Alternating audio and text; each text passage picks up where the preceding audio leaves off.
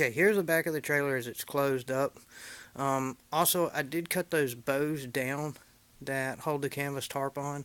I didn't like it sticking up as high as the originals, so I just ended up cutting the original bows down about 6 inches each. Gave it a little bit lower profile.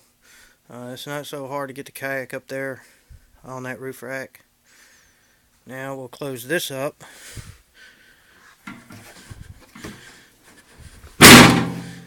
Okay, that's with this closed. The tire carrier actually started out as a H1 Humvee tire carrier. That's where that right there comes from, the actual pivot point, and where this latch right here comes from. This little cable right here,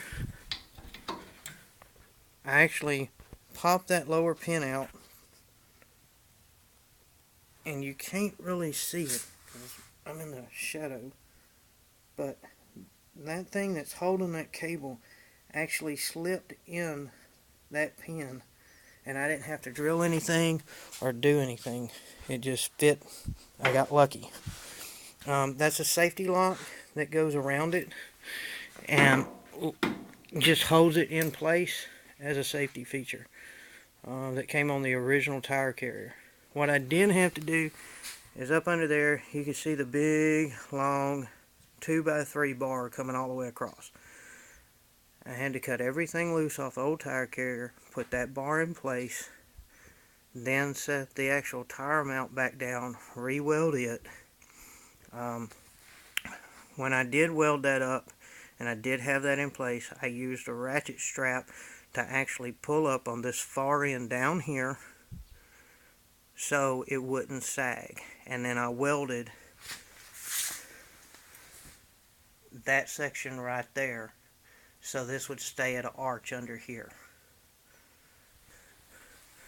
Made the igloo cooler, but the actual can cooler I got from 4-Wheel Parts.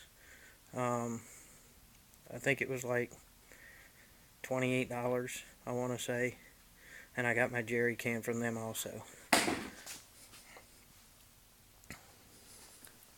Because this was a M1 or H1 Hummer tire carrier, the 8-bolt lugs that come on the trailer fit right onto that tire carrier. The only thing I did have to do to it is I actually welded nuts on the other side because it's set up for a mag style rim instead of a metal rim. So I actually had to space it out a little bit. If you look down here, sorry about that, I ended up having to strengthen this all the way around. Even back up in there, I put plate. Comes all the way down to here, and then there's a bar that goes all the way back to the frame under there and bolts to the frame just to give it a little more support.